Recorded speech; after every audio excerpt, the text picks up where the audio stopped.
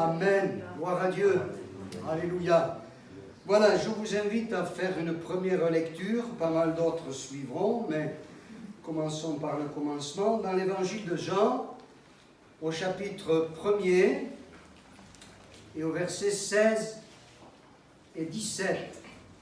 Voilà, l'évangile de Jean, chapitre 1er, verset 16. Et nous avons tous reçu de sa plénitude, et grâce pour grâce, car la loi a été donnée par Moïse, la grâce et la vérité sont venues par Jésus-Christ. Amen. Voilà, la loi a été donnée par Moïse, la grâce et la vérité sont venues par Jésus-Christ.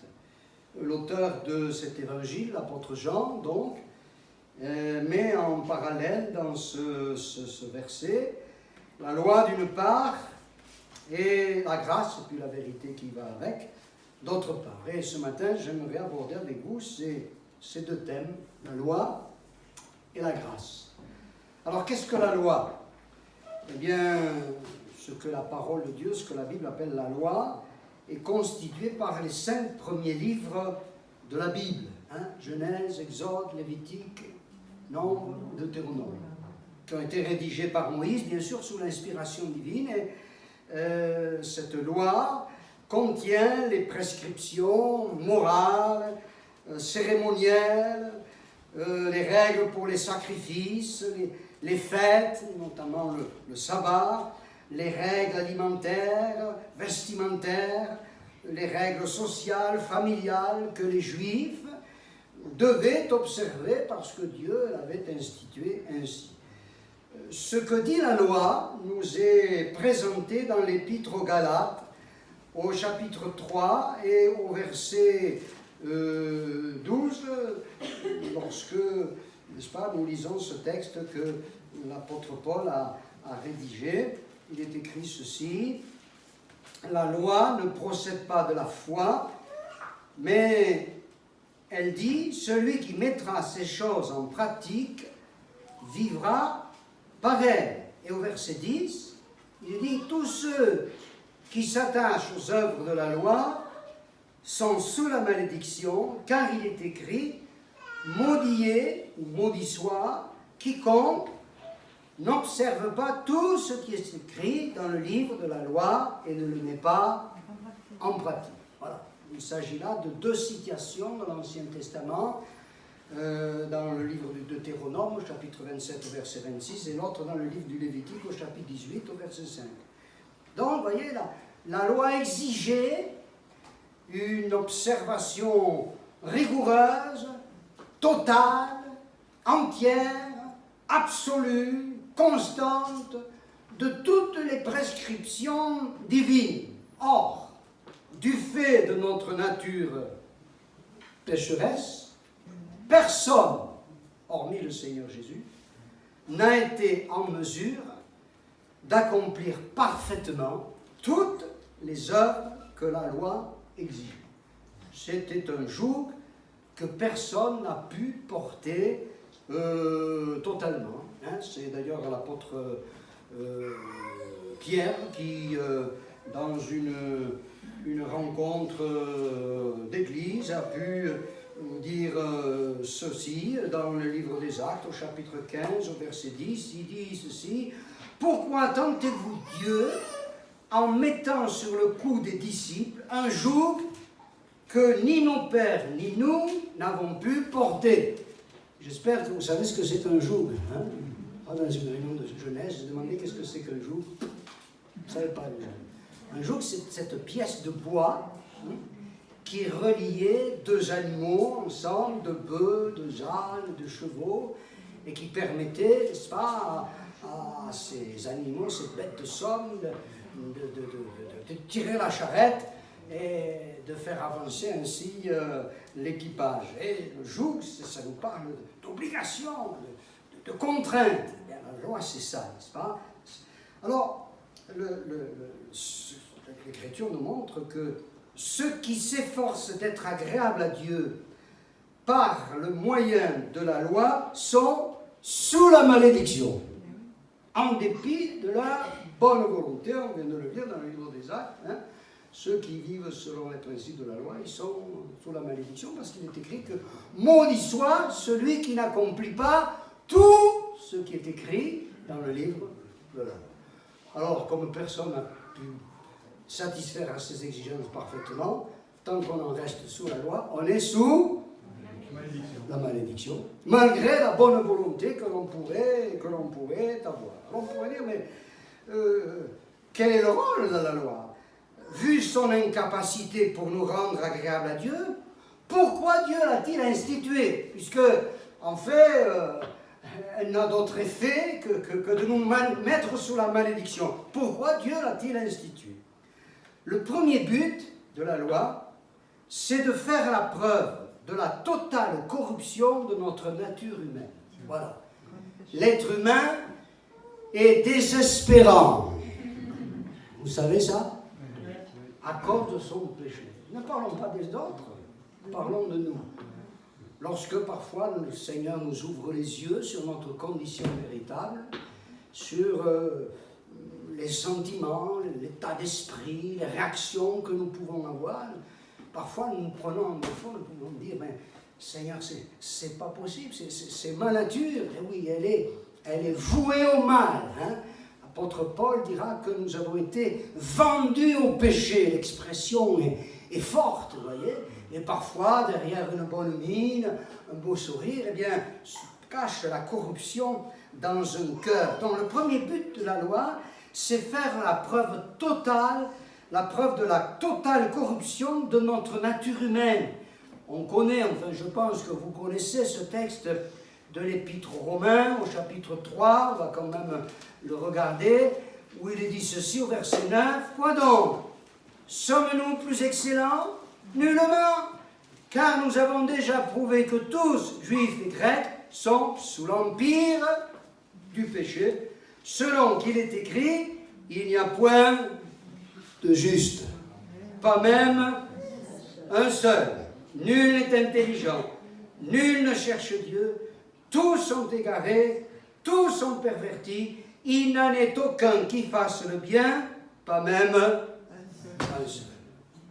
Dans ce paquet-là, de gens, excusez-moi l'expression, tordus, pervertis, dans leur nature profonde, nous y sommes, chacun pour notre part, nous y avons notre place. Et la loi divine nous révèle ça, parce que on prend conscience qu'on est incapable par ses efforts de la réaliser. C'est pourquoi au verset 20, toujours chapitre 3, il est dit « Car nul ne sera justifié devant lui, devant Dieu, par les œuvres de la loi, puisque c'est par la loi que vient la connaissance du péché. » Parce que face à la loi, nous nous prenons nous-mêmes en défaut. C'est ce que l'apôtre Paul a pu constater lorsqu'il ne connaissait pas encore Jésus comme son sauveur, voyez, et qu'il vivait selon ce principe de la loi. Il dira au chapitre 7, par exemple, au verset 15, « Je ne sais pas ce que je fais, je ne fais point ce que je veux, et je fais ce que je hais. Or, si je fais ce que je ne veux pas, je reconnais par là que la loi est bonne. Et maintenant, ce n'est plus moi qui le fais, mais c'est le péché qui habite en moi. » Et au verset 19, un peu plus loin, il dit « Car je ne fais pas le bien que je veux. » C'est quelque chose, ça. « Et je fais le mal que je ne veux pas. » Vous ne retrouvez pas là-dedans? Oui, on se retrouve tous. Je ne fais pas le bien que je veux, et je fais le mal que je ne veux pas. Et je trouve, verset 21, je trouve donc en moi cette loi, quand je veux faire le bien, le mal est attaché à moi. Et la loi de Dieu, la loi, elle révèle cet état de corruption, cette incapacité à faire ce qui est bien, n'est-ce pas? C'était la triste expérience donc de Paul avant sa conversion, et il en est arrivé à un point de désespoir, puisqu'il dira au verset 24, « Misérable que je suis, qui me délivrera ?» Malgré tous ses efforts, ses tentatives en tant que juif pieux d'accomplir la loi que Dieu avait donnée à Israël, il dit, « Je ne m'en sors pas, je me débats dans toutes sortes de tentatives vaines et illusoires pour faire ce qui est bien, et je n'y arrive pas. C'est le but de la loi de mettre le doigt sur la condition de corruption de la nature humaine. Le deuxième but, c'est que la loi a pour objectif de nous conduire à Christ. Vous voyez ? Puisque tu n'y arrives pas tout seul, alléluia, Dieu a prévu une solution. Et cette solution, elle est en Jésus. Puisque la loi est incapable de nous rendre justes aux yeux de Dieu, elle nous incite à mettre notre foi en Jésus, car c'est par la foi en lui seul que nous pourrons être justifiés, c'est-à-dire déclarés justes aux yeux de Dieu. On reviendra tout à l'heure sur cette notion de justification. L'Épître aux Galates, chapitre 2 et verset 16, Galates, on y revient, on y a lu tout à l'heure, chapitre 2 et verset 16, nous dit ceci: sachant que ce n'est pas par les œuvres de la loi que l'homme est justifié, mais par la foi en Jésus-Christ, nous aussi, nous avons cru en Jésus-Christ, afin d'être justifiés par la foi en Christ et non par les œuvres de la loi, parce que nulle chair ne sera justifiée par les œuvres de la loi. Et un petit peu plus loin, au chapitre 3 et au verset 24, il est dit: ainsi la loi a été comme un pédagogue pour nous conduire à Christ, afin que nous soyons justifiés par la foi. La foi étant venue, nous ne sommes plus sous ce pédagogue. Chez les Grecs, le pédagogue, c'était un esclave qui surveillait les enfants. Vous voyez, dans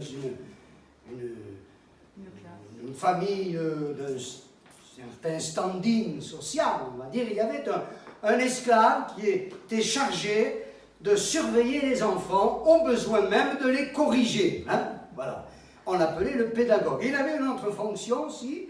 Le pédagogue, il conduisait les enfants chez le maître qui, lui, les enseignait. Et la parole de Dieu reprend, l'apôtre Paul reprend cette image en disant: mais la loi a été comme un pédagogue pour nous conduire à Christ. Hein? C'est lui le maître. C'est lui le véritable enseignant.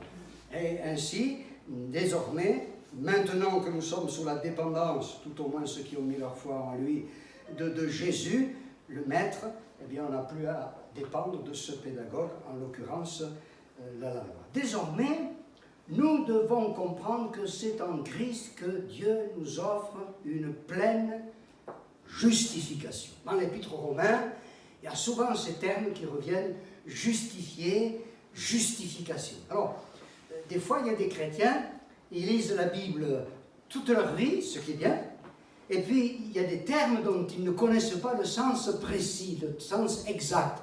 C'est dommage, vous voyez. Quand Dieu emploie des mots dans la Bible, c'est que derrière ces mots, il y a des significations précises qu'il nous faut connaître. Justifier, justification. Alors, ces termes font partie du vocabulaire juridique. Vous voyez ? Être justifié, bénéficier de la justification, c'est être déclaré juste. Amen. Déclaré juste par Dieu, aux yeux du Dieu saint et parfait. Que vous soyez déclaré juste devant les hommes, c'est une chose. Hein? J'espère que pour la plupart d'entre vous, votre casier judiciaire est vierge. Hein? Vous n'avez tué personne, vous n'avez pas dévalisé de banque, vous n'avez rien commis de semblable, votre casier judiciaire, si on le consulte, est vierge. Ok. Mais ça ne suffit pas pour aller au ciel. Il faudra que le casier judiciaire spirituel soit vierge aussi. Hein? Que nous soyons déclarés justes, pas devant la justice humaine, mais devant la justice divine. Déclarés justes aux yeux du Dieu saint et parfait. Et lorsque nous sommes justifiés, personne ne peut nous accuser. Alléluia. Personne ne peut nous condamner. Le diable même a la bouche fermée. La Bible dit qu'il est l'accusateur des frères, des sœurs aussi d'ailleurs. Hein, et que nous l'avons vaincu par notre témoignage et par le sang de Jésus. L'apôtre Paul, eh bien, tape sur ce clou, si je puis dire, dans l'Épître aux Romains, chapitre 8, au verset 33, il dit ceci, qui accusera les élus de Dieu? Amen. C'est Dieu qui justifie. Qui les condamnera? Christ est mort, bien plus, il est ressuscité, il est à la droite de Dieu et il intercède pour nous. Amen.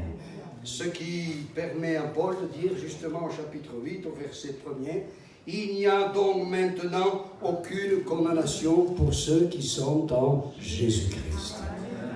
Le fardeau de la malédiction que la loi faisait peser sur nous, il est enlevé au travers de la foi que nous mettons dans la personne et dans l'œuvre de Jésus. Alors, comment s'opère cette justification? Ça, c'est important. Comment ça se fait? Comment ça marche, cette affaire de justification? Est-ce que c'est un claquement de doigts là? Non. Dieu, n'est-ce pas, met en œuvre tout un processus dans lequel il veut nous faire entrer dans l'Épître aux Romains, au chapitre 4, et au verset 25, 24 et 25, il est dit ceci, c'est en même verset 23, il est question d'Abraham, un petit peu plus haut. Car ce n'est pas à cause de lui seul, Abraham, qu'il est écrit que cela lui fut imputé, c'est encore à cause de nous, à qui cela sera imputé, à nous qui croyons, en celui qui a ressuscité des morts, Jésus notre Seigneur, lequel a été livré pour nos offenses et ressuscité pour notre justification. Voilà, retenez ça. Il a été livré pour nos offenses, il a été ressuscité pour notre justification. Par sa vie entièrement sainte, Jésus, à la différence de chacun de nous, a été trouvé juste devant Dieu. Ok? Il était parfait. Voilà. Il pouvait dire, je fais toujours, parlant du Père, ce qui lui est agréable. Je fais toujours ce qui lui est agréable. Et jamais personne n'a pu le prendre en défaut. Pas même ses ennemis, dites.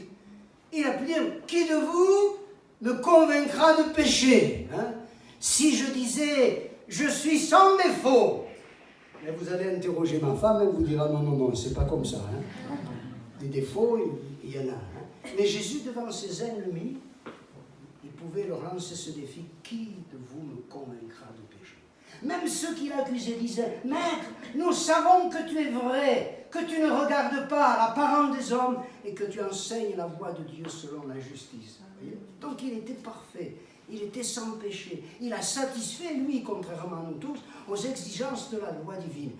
Donc, puisqu'il n'avait à répondre devant Dieu d'aucun péché, il a pris sur lui les nôtres. Vous comprenez ça? Si Jésus n'avait commis qu'un seul péché, eh bien il aurait été disqualifié pour faire l'œuvre de Dieu. Mais n'ayant rien à lui reprocher, Dieu a pu placer sur son compte nos propres péchés. Et Jésus, portant nos péchés, a subi à notre place le châtiment, la malédiction de la loi, le châtiment que nous méritions.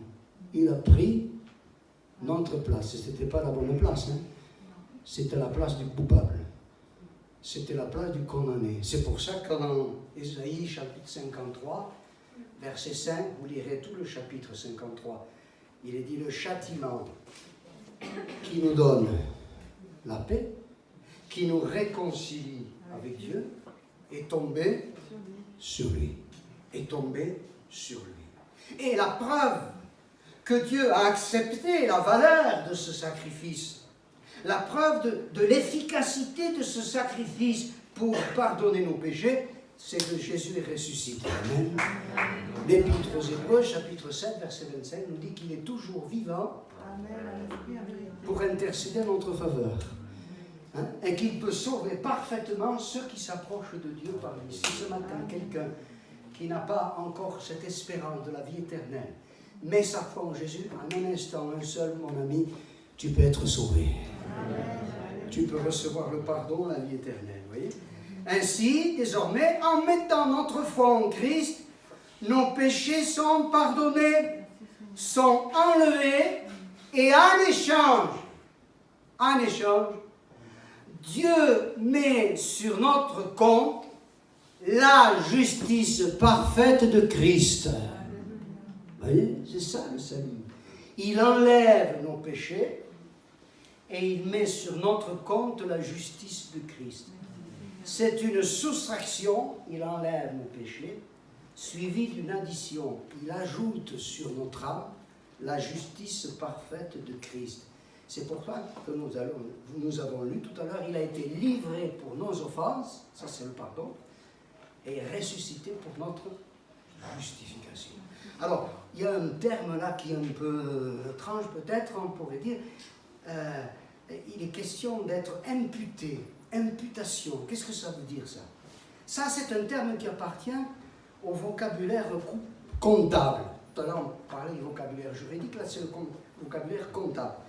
Quand on impute une somme sur un compte bancaire, on augmente le montant de ce qu'il était auparavant. Supposez qu'à la fin du mois, sur votre compte bancaire, allez, il reste 200 €.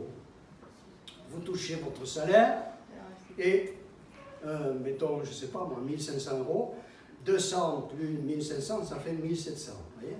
Hein? Ces 1500 € de salaire sont imputés, c'est-à-dire ajoutés à votre compte. Alors ça, c'est sur le plan financier. En fait, nous, sur le plan moral, il ne restait pas un rond sur le compte. Hein. Nous étions dans le rouge. Et oui, nous étions spirituellement ruinés. Ruinés. Nous avions accumulé une dette colossale devant Dieu, que nous n'aurions jamais pu payer, dont nous n'aurions jamais pu nous acquitter. Mais gloire à Dieu, Jésus a payé la dette. Hein? La première épître de Paul à Timothée, chapitre 2, et verset 5, nous le dit, n'est-ce pas, en clair, 1 Timothée, chapitre 2, verset 5, il est dit ceci, car il y a un seul Dieu. Ok, tout le monde est d'accord là. Hein? Mais aussi un seul médiateur. Ah, tout le monde n'est pas d'accord là, mais nous on est d'accord avec ce que dit la parole. Un seul médiateur, c'est-à-dire un seul intermédiaire entre Dieu et les hommes, Jésus-Christ. Oh, écoutez ça, qui s'est donné lui-même en rançon pour tous. Il a payé le prix, il s'est acquitté à notre place de la dette. La première épître de Pierre, chapitre 1, verset 18, on ne le lira pas, mais je vous le cite, il nous dit que ce n'est pas par de l'or, ce n'est pas par de l'argent que nous avons été rachetés de notre mauvaise manière de vivre, mais c'est par le sang précieux de Christ. Ce sang qui est le symbole de sa vie sainte, parfaite, innocente, a servi de moyen, n'est-ce pas, de paiement pour notre dette morale et spirituelle. Et répétons-le, en échange, hein, enlevant nos péchés, en échange, il a mis sur notre compte sa justice. Amen. Sa justice parfaite, absolue, gloire à Dieu, de telle sorte que nous sommes justifiés devant Dieu. Maintenant, mon compte est garni. Alléluia. Maintenant, je suis riche. Autrefois, j'étais pauvre. Voyez? Parce que notre justice à nous, elle est absolument insuffisante. Ésaïe, chapitre 64, verset 5, il nous dit que notre justice, elle est comme un vêtement souillé. Vous voyez? Elle n'a aucune valeur, qu'un prix. Hein? Alors, il y a des gens qui essaient de dire, oui, mais j'ai pas fait que du mal. D'accord, tu n'as pas fait que du mal, mais tu as fait du mal. Hein, supposez, mesdames, que vous mettiez un corsage là, tout propre, tout beau, tout neuf, hein, tout blanc, et puis vous mangez une pizza à midi, et puis il y a une tache qui vous saute dessus, de tomate. Est-ce que désormais le corsage il est propre? Vous le remettrez? Tout autour, c'est blanc. Mais parce qu'il y a une tache, vous allez dire le constat, il est sale, il doit être nettoyé. Quand bien même nous n'aurions commis qu'un seul péché, et je ne vous dis pas, il y en a plus qu'un. Notre âme, elle est salie. Au début, quand on vient au monde, on est innocent, pur, et au fur et à mesure, vous voyez. Même quand on est enfant, tac, une tache ici, une tache ailleurs, une tache. Si bien qu'à la fin de la vie, il y a plus de noir que de blanc. Hein. Mais le sang de Jésus purifie de tout péché. Et il met à la place de nos péchés, sur notre compte, sa justice. Alors, comment recevoir ça? Cette justification que Dieu veut opérer en nous, comment la recevoir? Eh bien, écoutez, dans l'Épître aux Romains, voilà un texte capital, chapitre 3, verset 23, il dit, car tous ont péché, tous, sans exception, car tous ont péché et sont privés de la gloire de Dieu, et ils sont gratuitement justifiés par sa grâce, par le moyen de la rédemption qui est en Jésus-Christ. Amen. Cette justification, elle est une conséquence de la rédemption, c'est-à-dire du rachat de notre âme que Christ a réalisé en s'offrant lui-même sur la croix et en mourant. La rédemption, c'est le rachat. Pourquoi Jésus est mort? Pas pour exciter notre pitié à son égard. Il y a des gens qui, quand ils regardent un crucifix, par exemple, se disent le pauvre, comme il a souffert. C'est vrai qu'il a souffert. Mais lui était riche et c'est nous les pauvres. Et il n'est pas mort pour que nous ayons pitié de lui. Il est mort parce qu'il a eu pitié et compassion de nous. Alléluia, n'est-ce pas? Et la croix n'est pas une mise en scène, mais une nécessité. La sainteté de Dieu exigeait que le péché soit sanctionné, puni, condamné. Il y a une loi, le salaire du péché, c'est la mort. Et si nous transgressons la loi divine, Dieu ne se le permet pas. Il fallait donc que la loi s'applique.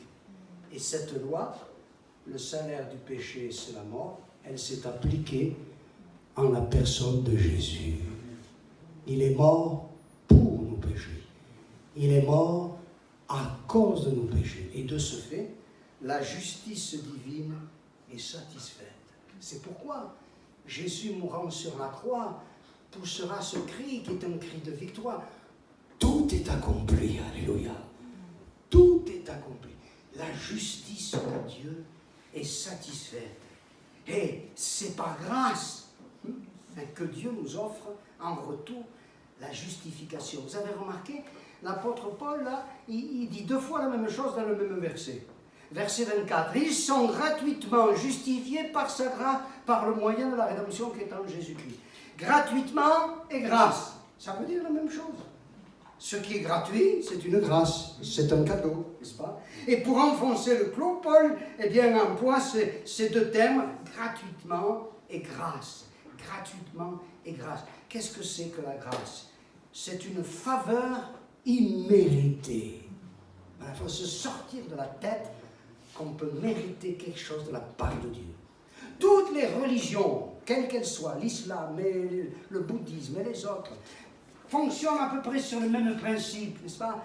Si tu fais beaucoup de bien, si tu accumules des œuvres, eh bien Dieu ne pourra pas faire autrement que de te gratifier de sa faveur, de sa bénédiction, et te recevra dans son ciel, si tu en as fait suffisamment. Mais tu n'es jamais sûr de n'en avoir fait assez. Hein? C'est pas comme ça que ça marche. La parole dit non. Tout le bien que tu peux accumuler ne pourra jamais compenser le mal que tu as fait.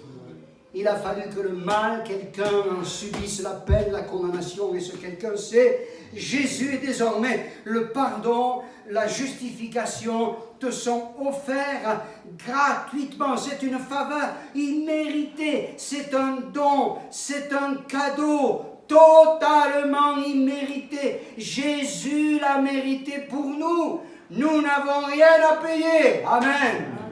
Ni par notre argent, bien sûr, ni par nos sacrifices, ni par nos œuvres, ni par nos bonnes actions, ni même par nos prières. Jésus a payé pour nous. Alors cette grâce, qu'est-ce qu'il faut faire pour l'obtenir? Eh bien, pour l'obtenir, la foi suffit. Amen. La foi suffit. Hein? Qu'est-ce que c'est la foi? Savoir la simplicité, accepter le cadeau. Hein? On raconte l'histoire d'un moniteur d'école du dimanche, je crois, qui justement a voulu illustrer son propos aux enfants dont il assurait l'enseignement biblique, son propos sur la grâce. Et c'était au siècle dernier, ou même avant-dernier. Alors il a sorti sa montre Gousset, vous savez, et il l'a agitée comme ça devant toute la classe. Et il a dit, je l'offre à qui la prend. Alors les plus grands se sont dit, c'est une blague, c'est un coup monté, jamais il nous donnera sa montre. Hein. Mais le tout petit, lui, qu'est-ce qu'il a fait? Il a tendu la main, il a saisi la montre, et le maître a dit, elle est à toi. C'est ça la foi. La foi, c'est ouvrir son cœur. C'est ouvrir son cœur et dire, Seigneur, je te reçois comme mon sauveur.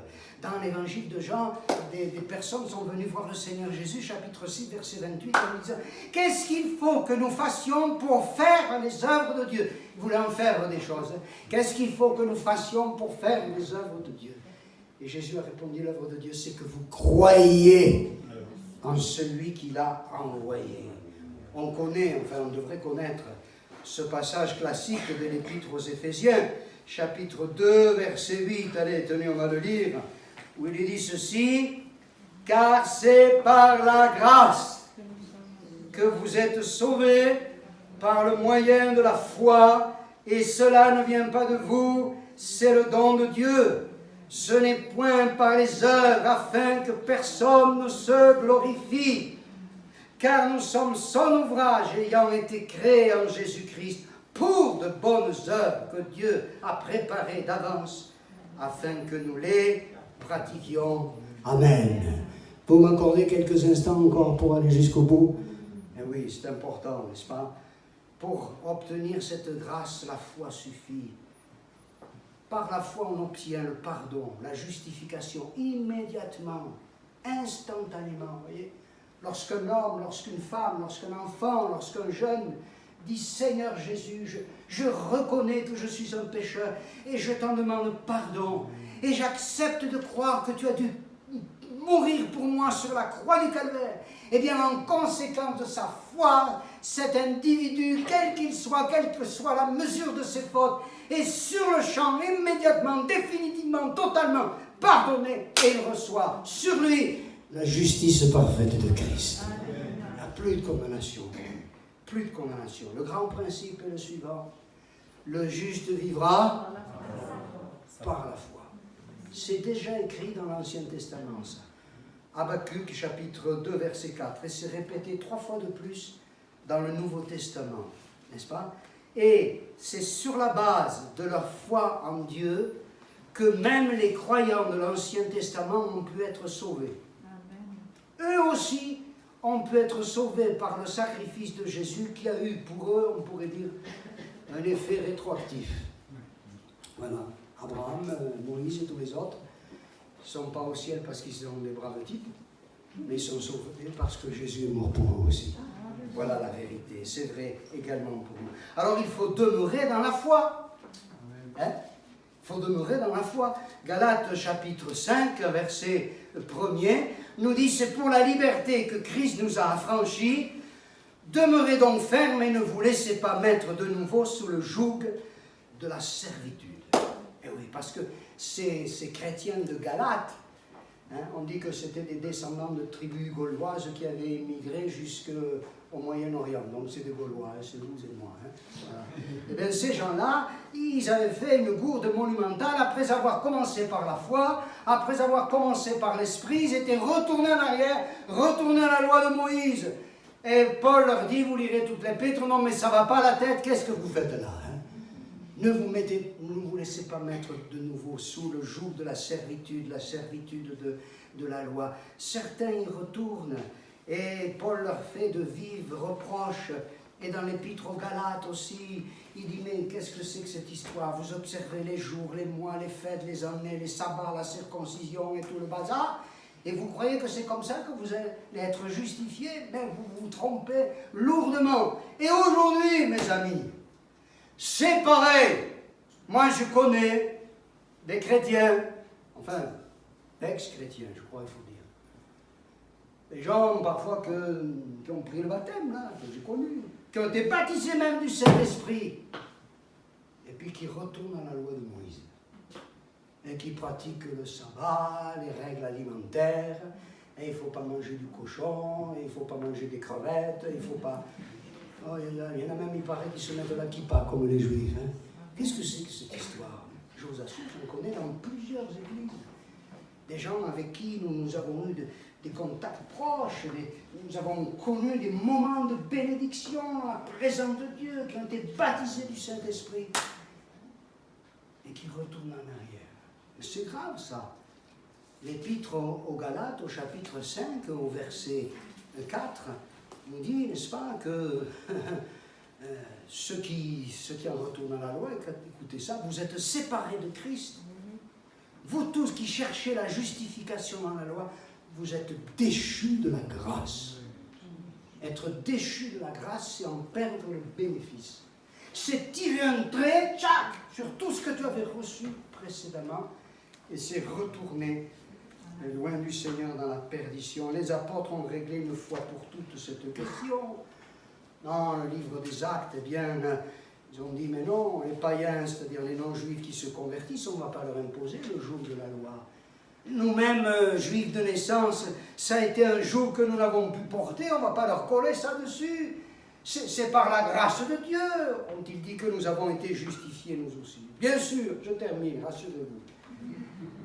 La grâce n'autorise pas le péché. Bien au contraire. Elle nous offre la possibilité de le vaincre par la puissance de Dieu qui agit en nous par le Saint-Esprit. Hein? L'Épître de Tite nous dit que la grâce de Dieu, source de salut pour tous les hommes, nous apprend à renoncer aux convoitises charnelles. C'est vrai que nous sommes sauvés tout d'abord uniquement par la foi, sans les œuvres. Tu es perdu, tu marches vers ta propre condamnation, tu es passif du jugement de Dieu à cause de ton péché. Tu entends l'évangile, tu comprends que Dieu t'a aimé, que Jésus est mort sur la croix pour toi. Tu ouvres ton cœur, tu te repens, tu crois, tu es sauvé. Amen. Mais après ça, eh bien, cette grâce qui t'a permis d'hériter du salut, elle va t'amener à changer de vie, oui ou non? Il y a des choses que tu ne vas plus faire. Ça va disparaître. Oui, moi, j'avais un langage particulièrement ordurier. Pas trop à la maison, parce que ça passait pas. Hein. Mais dans la rue ou au collège, avec mes collègues, ça coulait comme de l'eau d'une source. Et c'était plus fort que moi, cette affaire. Je ne pouvais pas trop contrôler ça. Et puis, j'ai donné mon cœur au Seigneur. Et je crois pouvoir dire qu'en quelques jours, je pense moins d'une semaine, mon vocabulaire a changé. Je ne me suis pas tapé la tête contre les murs en disant bon, maintenant il faut que tu parles correctement. Non. Le Seigneur a purifié la source. Et quand, vous savez, la Bible dit que c'est de l'abondance du cœur que la bouche parle. Et quand le cœur, la source a été purifiée, ce qui en est sorti a été purifié également. C'est l'effet de la grâce. La grâce, elle ne nous laisse pas promener. Elle ne dit pas que tu es sauvé, maintenant tu peux faire les 400 coups. Non. Elle nous change, elle nous transforme de l'intérieur, n'est-ce pas? C'est sûr qu'une foi religieuse qui se contente de dire « je crois en Dieu », ça ne suffit pas pour être sauvé. L'Écriture dit que ça, c'est une foi vaine, stérile, morte. Les démons aussi croient que Dieu existe. Et ils tremblent. Si tu crois simplement que Dieu existe, ça ne suffit pas que pour que tu ailles au ciel.